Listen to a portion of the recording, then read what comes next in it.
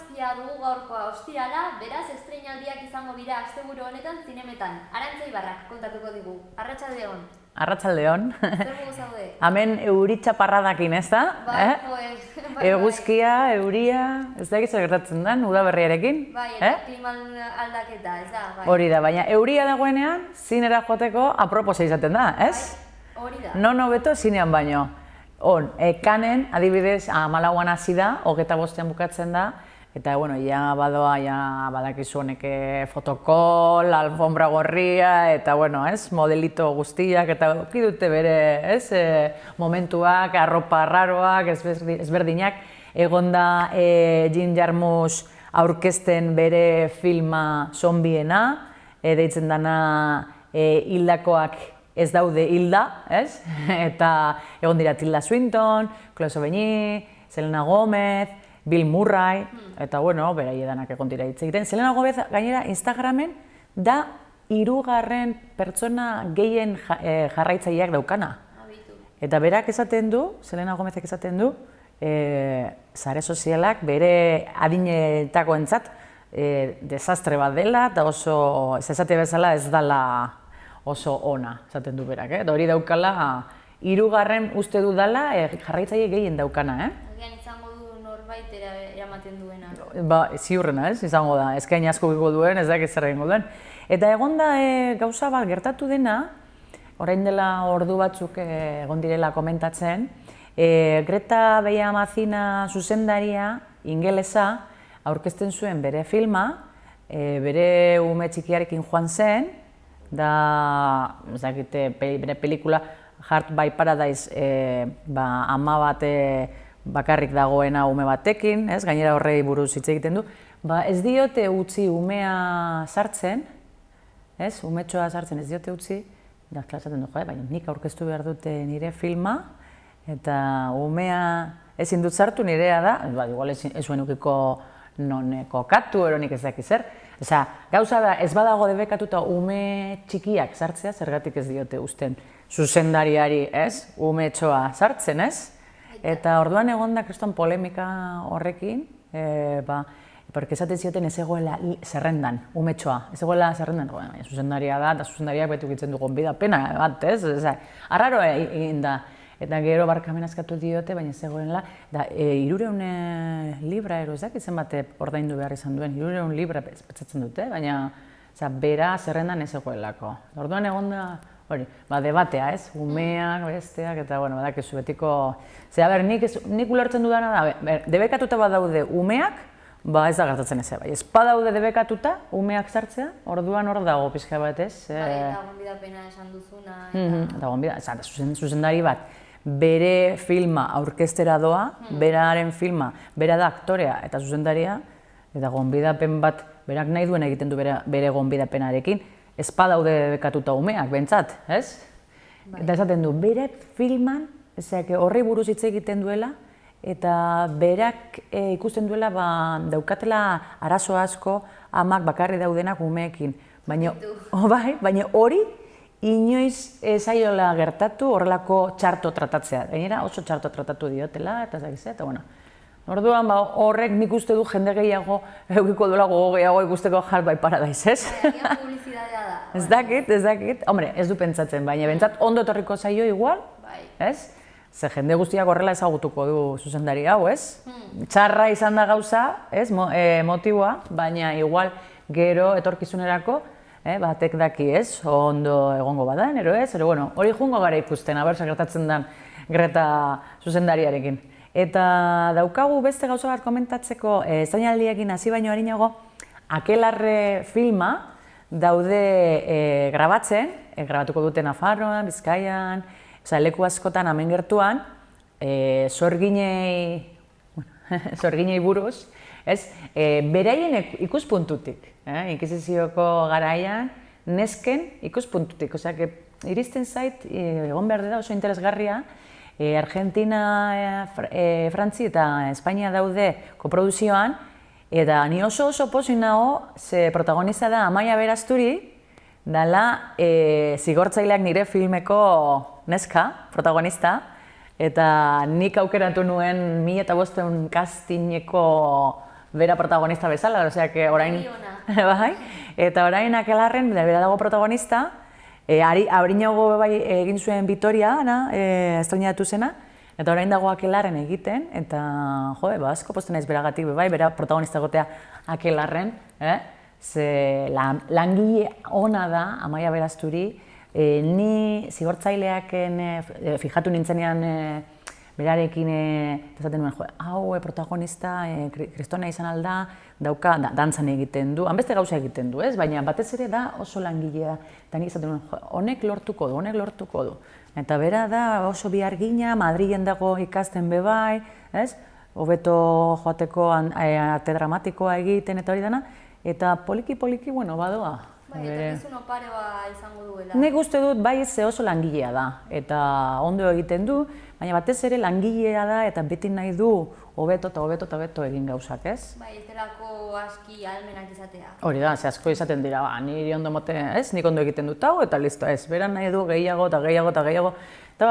Eta bueno, orain dauka, klaro, 2009an grabatu genuen guk zigortzaileak, eta orain gaude 2019an, eta 2009an zeukan 12 urte, orduan orain ja da Andra, ez? Emakumea. Osea, gaztea, baina emakumea, eta bueno, zain egongo gara, zelan joaten dan Akelarre, gai polita, ez? Ikusteko. Orduan, orain ja estreinaldiakin hasiko gara, ez? Ikusiko dugu lehenengoko trailera nahi baduzu La última locura de la señora Darling, Frantziti dator, guazen ikustera, ber?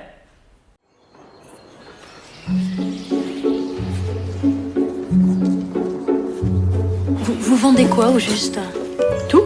Je vends tout. Mais pourquoi vous vendez tout?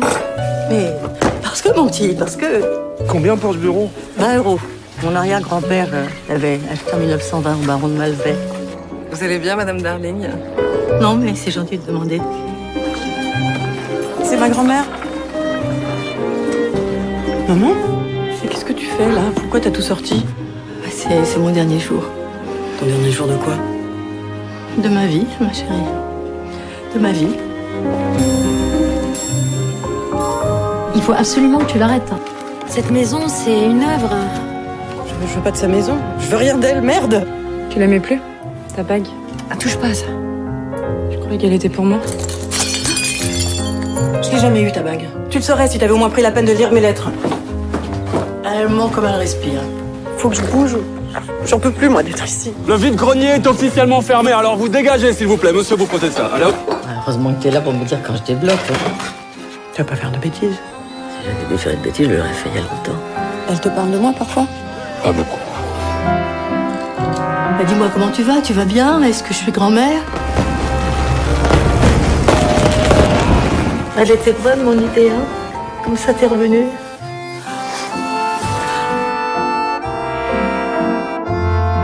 Peut-être est-ce le moment, avec le temps qui passe, on éprouve souvent le besoin de faire un ménage intérieur. Oh non, non, je vous en prie, hein, non. Regardez votre petit laïus pour vos petites vieilles. Hau zuzendaria, Julie Bertuselli, Frantziti dator, eta hemen pelikulan ikusi duzuen bezala, Catherine Deneuve dago. Catherine Deneuve, mundu guztiak ezagutzen du, baina bere alaba benetan, dana bere alabana egiten du pelikulan ere bai. Dala Txiara Mastroianni, eta orduan biak egiten dute ama eta alabana benetan bezala, ez? Orduan, hemen Faith Basen eleberria eramaten dute eta gertatzen da Pariseko ondoko herri txiki batean, Berdorinin, eta orduan, ama azten da egun batean, pentsatzen du hile egingo dela, eta beren azkenengoko eguna dela, orduan, dauka kriston kuadroa garestiak, joiak, beste gauza dauka, ez, bitxiak. Orduan, saldu nahi du egin dana, baina prezio simboliko batean, ez? Orduan, egiten du, deitzen dana, garaje salmenta deitzen dana, horrelako bat egiten du, ez? Eta orduan, klaro, bere lagun bat konturatzen da, kriston prezio txiki-txikiak epini dituela, orduan, alabari deitzen dio, ez? Azateko, ikusten dut zure amari pixka bat burua galtzen hasi zaiola, ez? Orduan, 20 urte daude ama eta alaba ikusi barik, bere arazoak daukate, da apurka-apurka pelikulan joango gara ikusten zer gertatzen den, Eta orduan alaba agertzen da, eta beraien arteko erlazioa, zelan alkarrei botatzen diren bata besteari gauzak, ez? Batez ere, beraien joango gara saltzen duten gauzekin, ez? Saltzen duten gauzekin, eraztunaren buruz hitz egiten hasten direnean, flashbacka ikusteko zer gertatu zen beraien artean, eta orduan, da drama bat da, ze beraien artean igarten da daukatela, ez? Hori tentzioa eta ez direla eramaten ondo, baina ondo torriko zaie bai, elkartzeko bai, alde batetik ero ez, hori ikusiko da pelikulan, ez? Ondo torriko zaie bai, beraien arteko harremana ikusteko, ez? Eta esaten dute, biak daudela bikainak, biak, eta askotan hasten zarela pentsatzen, honek horrelakoak izango dira benetan, horrelako harreman aukiko dute benetan, ero ez, ez? Konfidantza izateak azkenean Claro. gero lan egiteko, ere ezaiagoa izan daiteke, baina kasu honetan ez, sartzeko erreza. Konplizeak, pizkara bat, eta ez? Da, Frantzitik daukagu hau, nik uste dut itxura oso ona daukala, ze bera zuzendariak hartaz Paris egin zuen, eta zuzendari dauka toke polita, ez dauka. Orduan, merezi du. Orain Frantzitik beste pelikula bat frantsesara joango gara, Un hombre fiel. Nahi baduzu ikusiko dugu, trailerra, ¿Has visto cómo ha cambiado la hermana de Paul? ¿Quién? Soy Eve, la hermana de Paul. Vaya, mira tú. Así, no sé, puede ser. En el cementerio no te quitaba ojo. Quiero a Abel. En el fondo tú no le quieres, así que te lo pido. Déjamelo. ¿Y si te digo que no? Entonces será la guerra. Dime, ¿te llevas bien con Abel? Abel no me cae bien porque me ha robado a mi madre. Fue mi madre quien mató a mi padre. ¿Pero qué estás diciendo? ¿Y cómo lo hizo? Con veneno. ¿Yo te gusto? Pero, ¿de qué estás hablando? ¿Y si haces el amor con ella? Sé perfectamente que te atrae. Si me acuesto con Eve, ¿eso significa que tengo que vivir con ella? Pues eso es lo que parece. No, esto es porque me ha dicho que coja algunas cosas, nada más.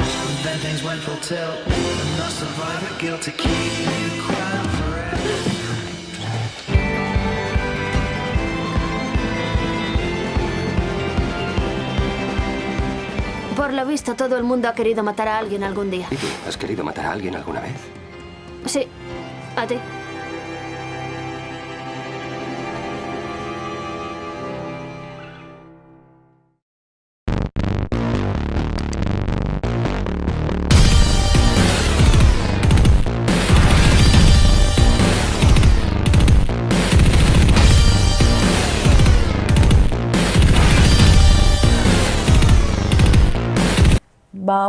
Ikusi duzuen bezala, Un hombre fiel, Luis Garrel zuzendaria, aktorea eta zuzendaria da, Donostiko zinemaldian estreinatu zen, Laetita Kasta bebai dago, Luis Garrel, Laetita Kasta biak daude, eta hemen, dago pizkat kriston kakanaztea, ez?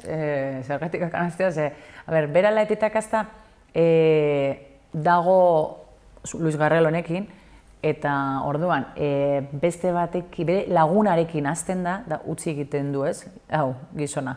Orduan, berarekin ezkontzen da, umea ukitzen du segituan, 8 urte pasatzen dira, eta hil egiten da bera gizona, eta semea daukaia 8-9 urte, eta orduan, berriro buelta egiten du bestearekin. Baina hildanan arreba dago maite minduta horrekin gizonarekin, Luis Garrelekin. Eta orduan dago kriston txokolatea pixka bat, ez? Zaten da bezala. Bai. Ez? Orain, esaten dio, da gero semea boikoteatzen dio hone gizonari, ze bere aita hil egin da, eta pentsatzen du bere amak hil duela gizona, dago kriston txokolatea hor, eta dauka pixka bat itxura horri puntua Woody Allen eta hor estiloan, ez? Pixka bat, ez? Baina, ez da, bitxia, zenbat gauza pasatzen diren pertsonen artean, eta batez ere, ikusita alden, ez? Orain dago honekin, gero bestearekin, gero huelta berriro, gero mutila umea dago boikoteatzen esango dugu. Bai, humorizkoa orduan. Bai, dauka punto, da, dauka thriller puntua bebai, drama dauka bebai, eta romantikoa. Ez da komedia, esaten dena bezala, baina, klaro, bai nik uste dut Woody Allen puntua badaukala, azkenean barre egiten duzula bebai, pixka bat, ez? Pixka bat. A ber, hombre, hile egin da, bale, eta dauka hori puntua thrillerra, ze semeak pentsatzen du, bere amak hil nahi duela egin, eta hor gauzak, eta besteak, eta ero hil nahi duela egin, ero berak hilko zuela beste gizon, eta horrelako gauzak, thriller puntu hori, ez? Dauka. Eta orduan, Frantzitik pasatzen gara intimista puntua Catherine Deneuve-na, eta hemen kasuan jada elkarrizketa askoko filmea, eta batez ere romantiko puntua, drama, eta thriller puntua naztartuta, ez?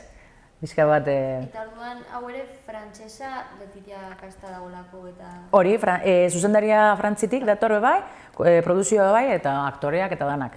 Orduan, bi frantzitik daukagu. Eta gero, orain goaz, estatu batuetako estrainaldietara, eta daukagu Casi Imposible, estatu batuetatik datuena, Jonathan Levin zuzendariarekin, eta aktore bezala oso ezaguna Charlize Theron, mundu guztiak ezagutzen du, eta gero Seth Rogen, bebai azirena ezaguna egiten, ez? Orduan, hemen kasuan, nahi baduzu lehen ikusiko dugu? A ber, guazen ikustera, a ber.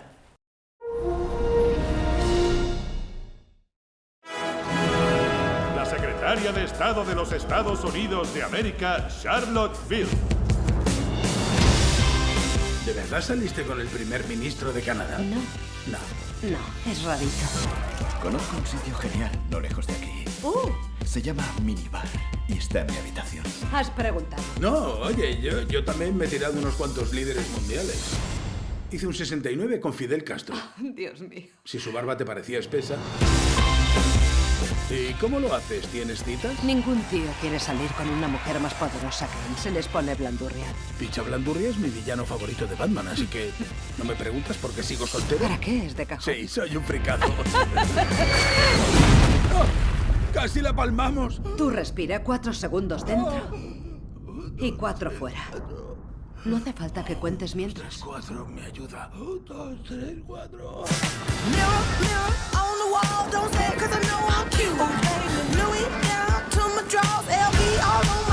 Si te liaras con Fred, mandarías tu carrera a paseo.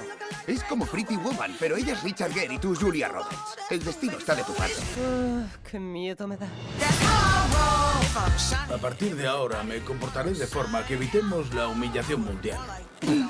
Me lo ha comprado ella. Es un traje tradicional sueco. Pues no veo a ningún otro puto sueco vestido así. Calma, papá pitufo. La próxima vez te lo buscas tú.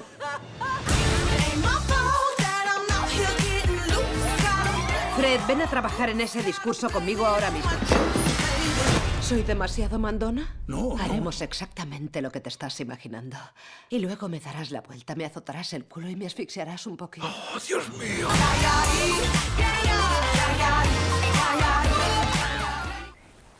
Ikusten duzuen bezala, askotan esaten dute, honek pelikulari buruz esan dute igual honek Pretty Woman estiloa dela, baina alderantziz. Bai, badak zein den. Bai, ez? Pretty Woman estiloa, baina alderantziz. Bueno, hor, ez dakit dan bardina ero ez, baina, bai, Charlize Theron. Entzun dudalako trailerra da ikusten dudan endabiziko aldia, baina entzun dut komentario... Bai, ez? Ez que askorek esaten dute Pretty Woman, misoginoa, ez dakize, toksikoa, neskentzako, badakize... Bueno, izan daiteke. Baina niri, Pretty Woman asko gustatu zitzaidan. Klasiko bada. Klasiko bada. Orduan, bertan momentuan, prostituta bat, aberats bat, eta ez dakize, alderantzitz izango bazan, imaginau, gigolo bat, eta emakume bat boteretsua, ez dakize, beti horrelako gauzak, ez?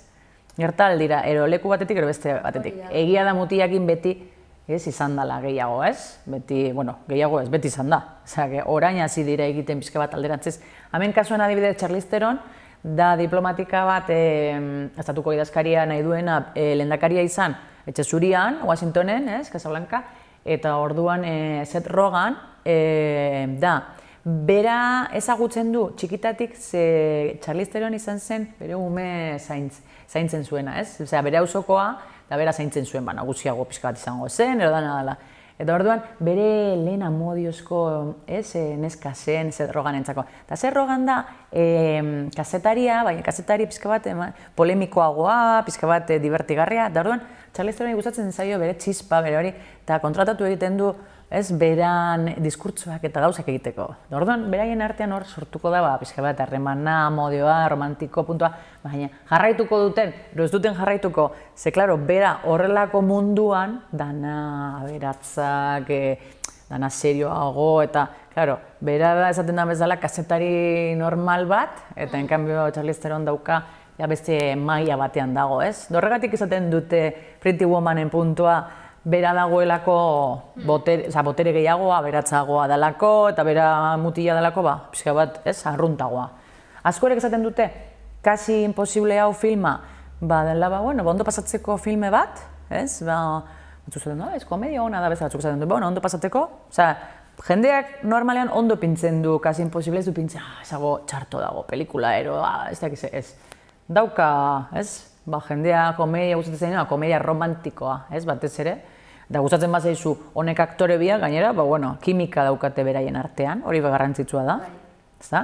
Eta orduan, hori, komedia romantiko politikoa. Ez garaztu behar, laster hauteskundea datoz, eta hemen politika dago bai. Komedia eta hauteskundeak naztatuta. Nafarroan laster daukagunak, ez da? Eta hemendik, estatu batuetako pelikula batetik, beste estatu batuetako pelikula batera pasatuko gara, baina oraingoan da, nik ez daizu zalea zaren ez, baina jendeari gustatzen zaionak komikiak eta superheroiak eta horrelakoak, hemen daukagu Hellboy, Mike Mignolan komikian, han beste, eginda daude pelikula batzuk, Guillermo del Torok egin zuen, harinago pelikula Hellboyna, eta Guillermo del Toro poesia puntua eta fantastiko puntua oso ondo lantzen du, ez? Hemen, Hellboy Neil Marshallek egiten du reboot bat da, ez? Ez orain modan daude remake, revival, reboot, badakizu, ez? Jendean nazta egiten da, zer da remake, zer da reboot, zer da, ez? Bueno, reboot, ez? Ordenagailuan egiten dugun bezala berpiztu, ez? Ideia hartu, baina historioa barria, ez? Ez da remakea, egokitu, ez da historia barri bat egiten da. Da orduan, hemen Hellboyen aktoreak, Hellboyko aktorea lehengoak, Zena Ron Perlman, esan zuen Guillermo del Toro espadago, ni ez noa egitea pelikula. Orduan hartu behar esan zuten David Harbour, Stranger Thingseko aktorea, polizian egiten duena, eta orduan, eukiduk beste kritika ezberdinak, baina asko txarrak eukiditu, Zaten dute, gorea, indarkeri asko, dori dana, baina ez dala, ze, klaro, bera Hellboy, inpernutik, datorren pertsonai bata, baina laguntzeko gizakiei, eta da gaizkien aurka egiteko, eta hori dana, baina dauka akzio asko, agresibitate puntuan asko dauka, baina, hori Hellboyetan eta utxe gora bera, dago, berdin. Hemen esaten dute gore eta indarkeria asko daukala, da ez daukala ez hainkaik eta ez buroik askotan, ez? Nik ez dut ikusi. Ez naiz ni zalea, Hellboy zalea. Orduan, ni ez naiz objektiboa, esaten da bezala. Orduan, Hellboy zaleak direnak, ez dakit gustatuko bazaien, ero ez, baina ziurkiko dutela gogoa Hellboy ikusteko. Eta ez dutenak ezautzen Hellboy, gustatzen zaienak akzioa eta pizka bat gore puntua eta hori dana, gore puntua gustatzen zaion jendearentzat igual, igual gustatuko zaie. Gero dago Mila Jovovich, gaiztoarena egiten duena, gaiztoarena mundua nahi duena desestu eta zuntzitu eta bera lagunduko du, betiko gauzak, esaten direna pizka bat, fantasia, heroia eta bai, nahi baduzu ikusiko dugu, zer iristen zaizuen,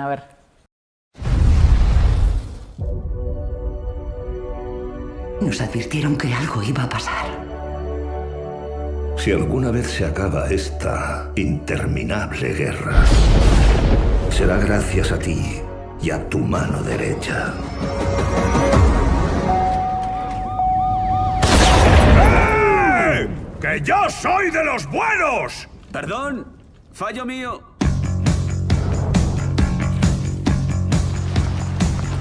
Somos la última defensa. Luchamos contra las fuerzas del mal. ¿Es aquí? ¿Qué esperabas? ¿Un rótulo de cuartel secreto? Hola. Hola. ¿Tu identificación, cariño? ¿Lo dices en serio? Me has convertido en un arma. Pues que sepas que yo siempre he querido lo mejor para ti.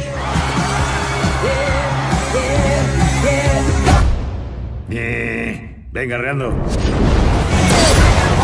¿No deberíamos estar salvando al mundo? ¿Eso hace algo especial? Sí. Revienta todo lo que toca.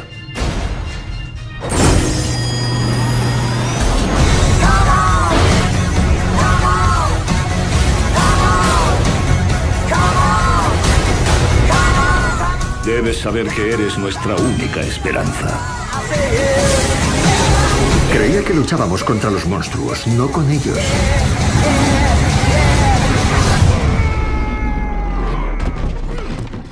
¿A quién llamas monstruo? ¿Te has visto el careto? ¡Perdón! ¡Interrumpo algo! Al contrario, llegas justo a tiempo.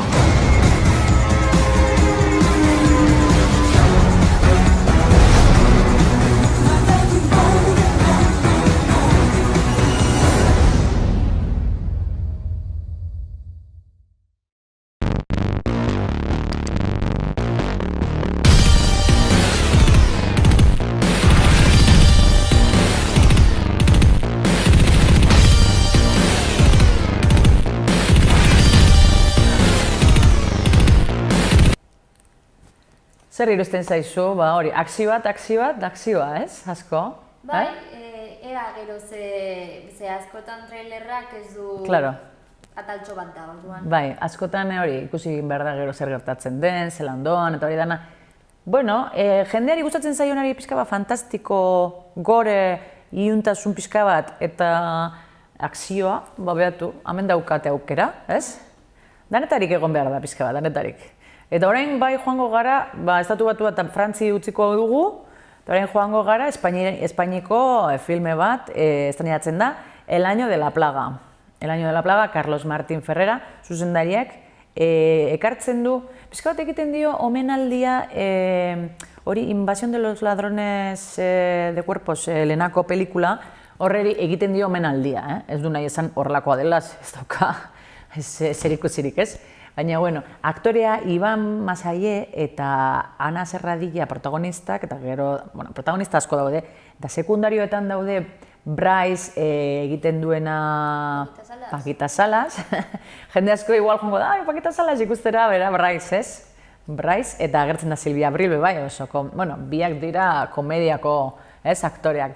Orduan, hemen El año de la plagan agertzen dira, eta bera aktore protagonistan egiten duena, da antieroea pixka bat, ez? Beran neskarekin moztu du, gero baina ez du nahi hasi beste batekin, dago pentsatzen bestearekin oraindik. Baina, klaro, berarekin egon zen neska, esaten dio, den papatean deitzen dio egun batean, esaten dio bere ondoan dauden jende guztia arraro konportatzen dela eta ahaztu egin zaiela gauzak, emozioak, galtzen hasi direla, pixka bat esaten oroimena galtzen hasi dira, ezak zer gertatzen den, ez?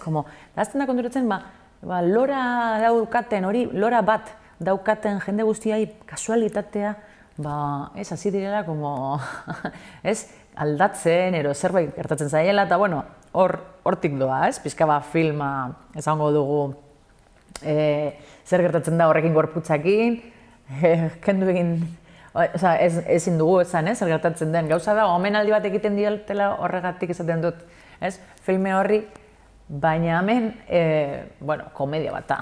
Da, komedia bat, nahi baduzu guazen ikustera trailerra, a ber, zelan ikusten duzuen.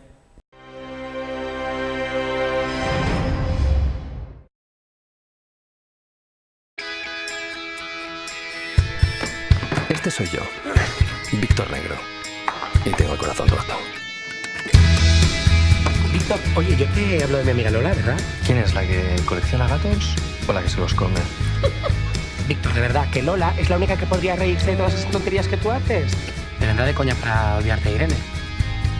Créeme que no es un buen momento para los celos, Víctor. ¿Celoso? Yo estoy celoso. ¿Usted está celoso? Qué pestazo, ¿con qué has fregado? Me ha regalado un eucalipto de estos que se han puesto de moda. Se lo compra una vecina, se lo compran todas. Menos mal que habéis venido. Buenos días, Leo. Buenos días. Este no es Diodoro. Me lo han cambiado. Sexualmente. Rosa, por Dios. Eso es un delirio. Los que la sufren creen que la gente son réplicas exactas de ellos mismos. Mira, como la invasión de los ultracuerpos. ¿Qué crees? ¿Que los abuelos han confabulado para matarse todos un lunes por la mañana? ¿Pero cómo se te ocurre cruzar, hombre de Dios? Esto no es un problema psiquiátrico, ¿eh? Esto es una plaga. Hay que destruir estas plantas del demonio. Claro, o sea, según tú, Víctor y yo estamos alucinando porque estamos drogados. Bueno, yo a Víctor ya lo conocía así. Lo tuyo me ha sorprendido un poco más. Me metió una hostia, me ató y me drogó. Eso no es ser de buen amigo ni nada.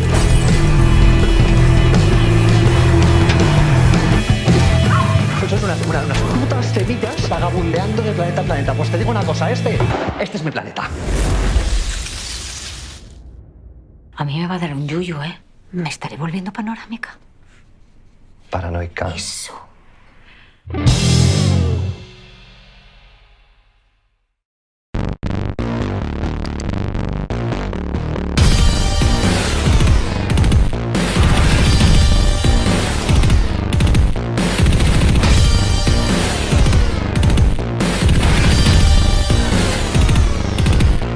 Bueno, eta hau Sitgesen aurkeztu zuten.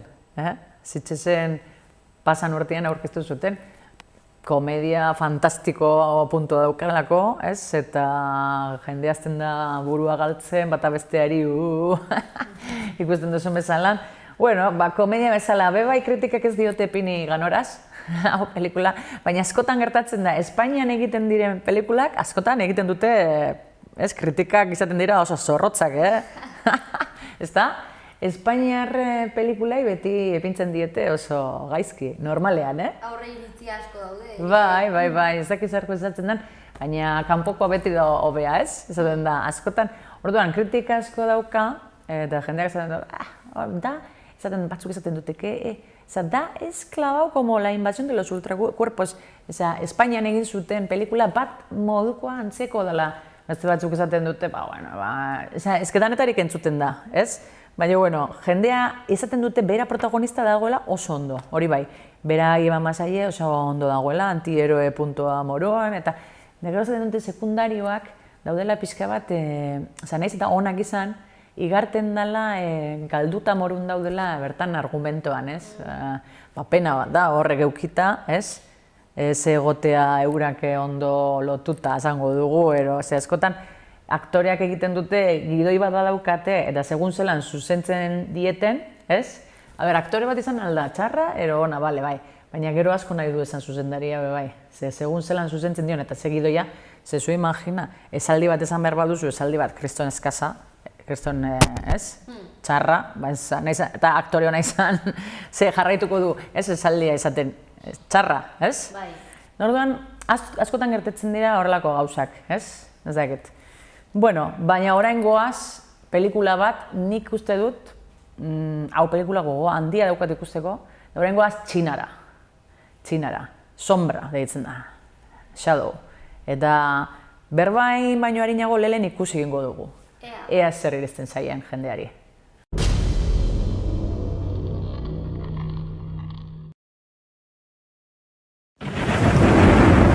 Habíamos pactado un duelo para decidir el ganador. Si seguimos adelante, será vida o muerte. ¡Venga! Para recuperar Jin necesitaremos a 3 personas. Una es el rey, otra es mi sombra y la otra eres tú misma.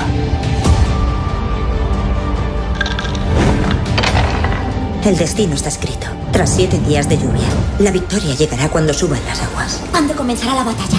Venzamos o seamos derrotados, el momento ha llegado. En la pelea de mañana, no seré más que un señuelo. A nadie le importa si vive o muere. A mí sí. Tú céntrate en cumplir tu misión. No soy más que su sombra. Por nuestra victoria. ¡Disparad!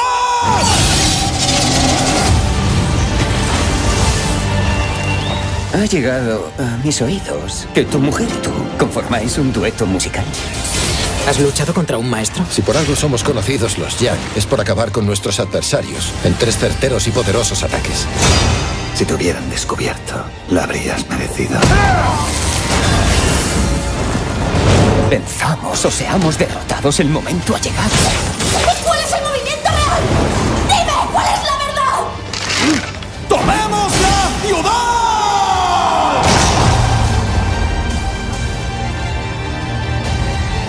El comandante me prometió dejarme marchar. Ese chico es ahora casualmente mi sombra.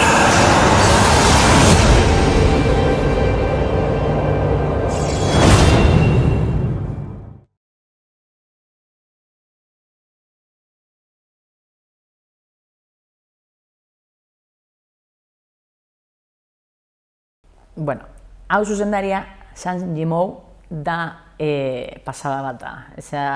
La Casa de las Dagas Voladoras egin zuen arinago, eta Benezin irabazi du 2 Leoi, 2. Osea, Ainslik irabazi du 3, berak 2, osea, doa oso ondo, esaten den bezala. Dakar kriston koreografia, estetika, kuadro bat bezalakoa da, oso ondo lantzen du plano bakoitzak, argazkia, bueno, dana, arte martzialak fantastiko, arte martzial fantastikoa hau. Berak egiten du baltza eta zurian batez ere koloreak izatea, eta gorria, gorria bebai, da, grisetan dana, eta gorria, agertzen da. Da joaten gara Txinako lehenako garaira. 3. mendean gutxi gora bera, 3 erreinu zeuden mendera joaten gara, Han eta Jin dinastiak, bien artean zeudeten enfrentauta, borrokan egin behar zuten, eta ordan, berak zuzendariak esaten du, berak sortzeko gogoa, hasi zenela gogoa sortzeko, ze han lehenako garaian soziak dira, badibidez daukatenak pertsona bat zu abesteko, zure klon bat bezala, batzutan zu zarela egin behar dute, zerbait gertatzen bada, beraiek defendatzeko, beraiek, harinagoiko diote zure klonari zuri baino, zendan bezala, orduan, asko eramaten ziren horrek soziak, sombrak, keizpeak, zendan bezala, Hori historian, benetan. Bai, hori benetan. Soziak horrek benetan existitu dira, eta berak orduan nahi zuen horrei buruz zerbait sortu, ez? Eta orduan, klaro, hemen filman dago deitzen dana hiria Peixian, Txinan, Peixian, Pei, Jinen kontra, eta hor errege bat dago. Berak erregeak ere ez daki komandanteak soizia bat dakarrela, keizpe bat daukala, pertsona bat, eta horren bizitza da, ez, batez ere.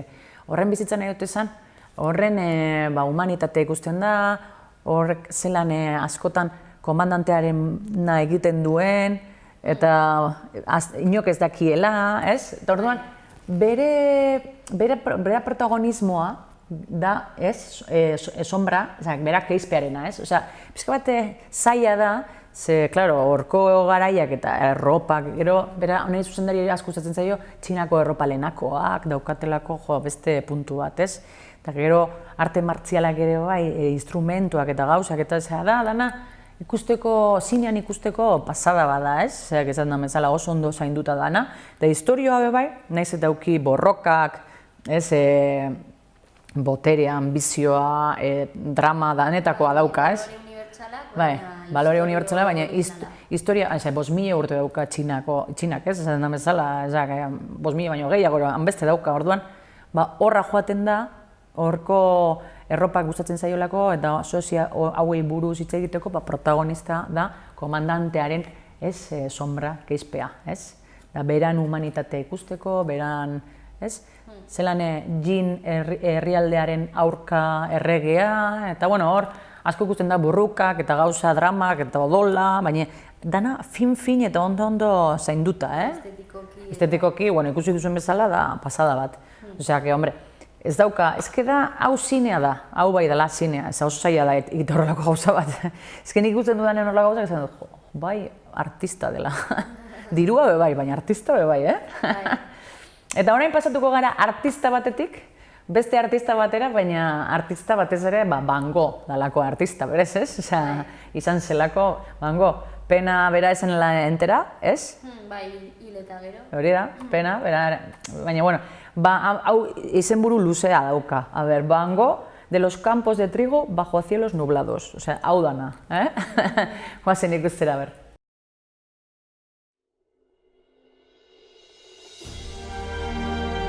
Tras el éxito de Loving Vincent, el genio Van Gogh regresa a los cines en un evento único e irrepetible.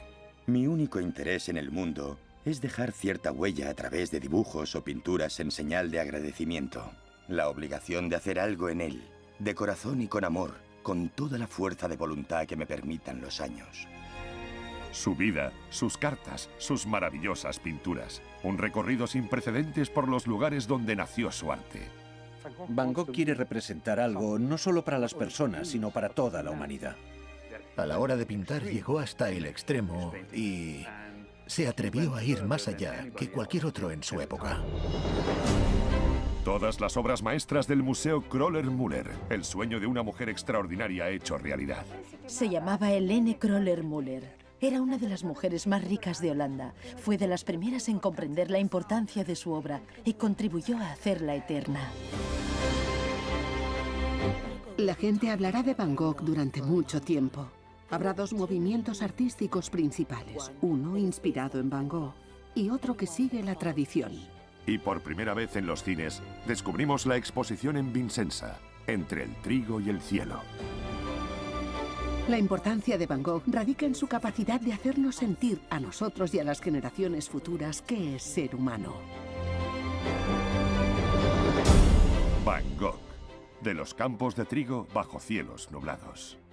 Cuando uno viaja durante horas y horas por la región, siente como si no existiera nada más que esa tierra infinita, ese molde de trigo o brezo y ese cielo infinito.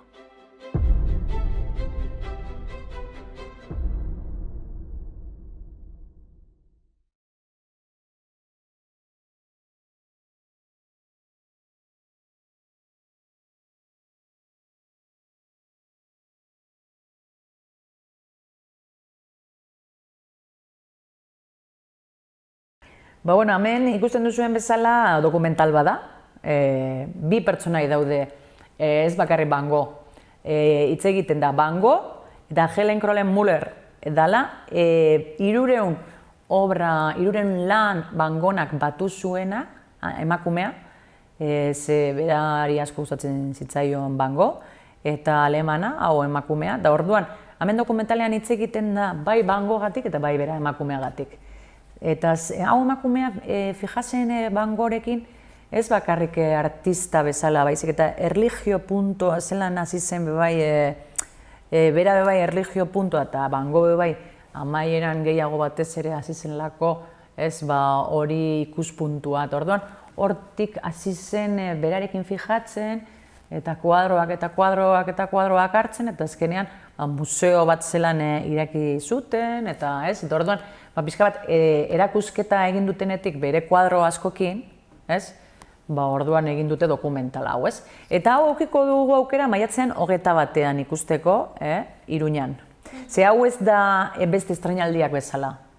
Hau da estreinaldi puntuala, egongo dana, egun batzu bakarrik eta listo. Ze ez da besteak bezala direla estreinuak zine guztietan, ez hau egongo da bakarrik, zine batean erorrela, muestra bezala, jendeak, hori, Yamaguchi, ero Baiona, bentsat egongo da, ero golen olako Yamaguchi, ero Baiona, hor zehar egongo da, batean, ero bestean egongo da, baina denpora gitxi, eta batez ere, gustatzen, Bellas Artesekoak, ero asko gustatzen zaionari Van Gogh, ero dokumentalak, ero aukera ukitzeko, ikusteko daukate hau. Orduan, estreinaldiak astebukaera honetako horrek dira, eta gero maiatzaren 21 daukagu aukera askorik zaten du, dokumentalak ez dira egoten, eta ez da, hor bentsa daukagu muestra bezala. Ez da estreinaldia, ez da zinean egongo asko, osea, ez pabila egin beharko da jendea. Ez? Aprobetxatu. Eta gero ni nahiko nuke, jake, azte bukara honetan ez, baina hurrengoan, jendea jakiteko datorrela bai, batez ere umeak eta, umeak zen, niri gustatzen zaibe bai asko, daukagu Aladdin. Eta Aladdin, ja pelikula egin dute, eta Will Smithekin gainera. Eta jende esaten zuen, baina Will Smith baltza da, ez da urdina. Baltza da ez da urdina. Eta Will Smithek esaten zuen, urdina egongo naiz. Eta danak, bai, eta danak, ez, desiatzen ikusteko Will Smith urdin, eta guazen ikustera, urdin. I know you guys have been waiting, and here's the very first trailer for Aladdin. Here's the very first trailer. Don't get dizzy, though. Don't get dizzy before we start the trailer. Don't get dizzy. Oh. They're over there! Get them! Stop! Please! You three get back here!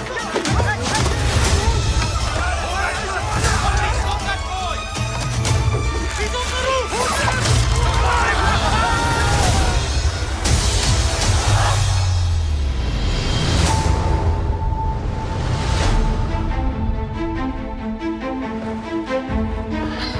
You stumbled upon an opportunity.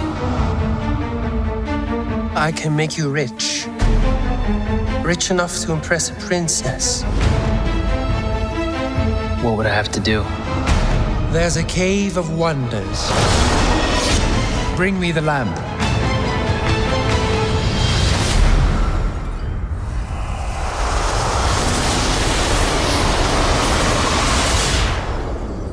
Great one who summons me, I stand by my oath, loyalty to wishes 3.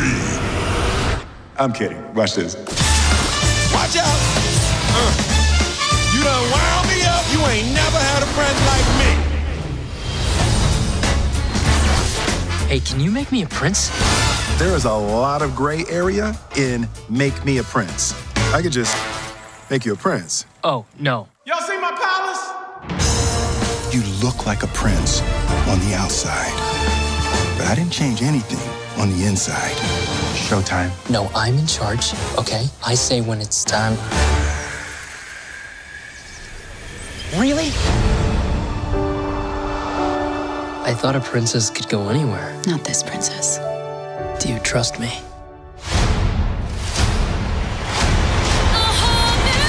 Don't you dare close your eyes. Hold your breath, it gets better. I'm like a shooting star. I've come so far. Let me share this whole new world with you.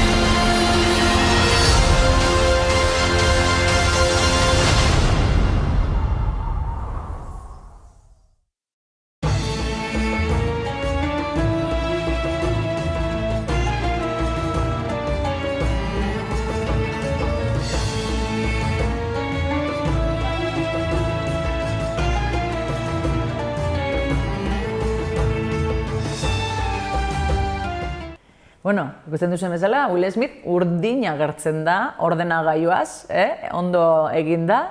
No, pasada bat da, Disney, bueno, hemen Guy Ritchie da zuzendaria, Madonna oia, mutiloia, ez? Eta, bueno, dauka kolorea, musika, kriston ondo egin. Ezaten duten dela, adaptazioak egin direnetatik, honenetaiko bat, hau, Aladdin. Igarten da, daukala, dagoela, bera marrazki bizidunak egin zutenak Aladdin, bardi, bizitza realean egitea hori oso zaila esaten da, porque dauka magia asko, azken finean, Aladdin eta genio de la lámpara, jende guztia daki, magiak eta deseoak eta hautzak eta gero gainera egan egin, alfombrarekin, eta bueno, ez?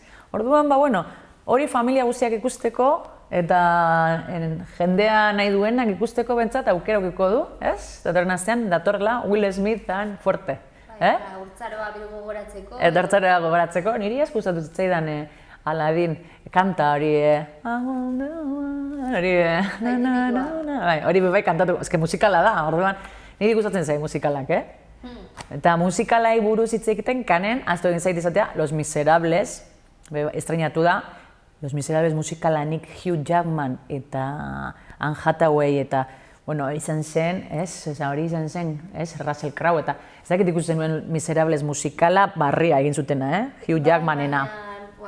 Aspaldi. Ba, izan zen pasada bat, eta orain egin dute beste Miserables bat, eta kanen estrenatu da, ez? Orduan, musikalak, bueno, musika beti etortzen ondo. Bai. Zein daukazu gogoa ikusteko? Ba, guztiek daukate berea. Bai, ez? Agian sombra. Sombra, ez da? Hombre, nik bai lehen hori, danetatik lehen sombra. Ez que ja sombra ikustea izan behar da, gauza bat, ja, zinea gustatzen zailan, hori da bai zinea dela. Ze hor dago, zainduta, minutu bakoitza. Ni zuzendari bezala gainera, merito handia izten zait, pasada bat dala, hori. Inkluso Ikasteko batez ere, bai. Kuadro txiki askoz beteta, badakizu zeran horren beste pertsona danak pintzea koreograf, hain zaila iristen zait, daia bakarrik hori ikustearen merezi du. Eta gero aparte bat txina delako eta ezberdina delako, ez, guretzat, ez, batez ere, zerbait ezberdina, ez, ikustea, bebai ondo tortzen da, ezta? Eta historiaren pasarte interesgarri bat. Hori da, bebai. Gero beti ematen diete honek toke fantastikoa, gustatzen zaie, ez, txikuntz eta, nekazten dira, bemoten, ez bai, bai, pixka bat, fantasia puntua ematen arte martzialei, ez? Dakarri izen bat dauka arte martziala fantastikoak, Orain naiz gogoratzen, dauka jendeak dakienak, daki izena eta dana daukatela holako tematika arte martzial fantastikoak daukatenak. Ba, bueno, hau da daukaguna, oraingoz, eta, hurrengoan, zer daukagun, Hori da, mila esker, Arantza. Zuhei, arratzaldeon, gero arte.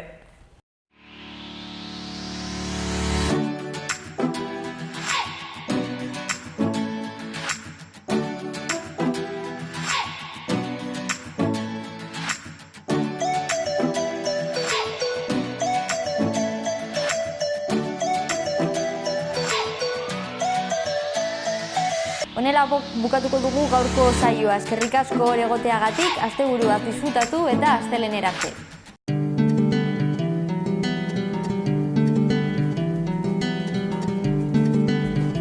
Saio hau Nafarroako Gobernuak diruz lagundu du.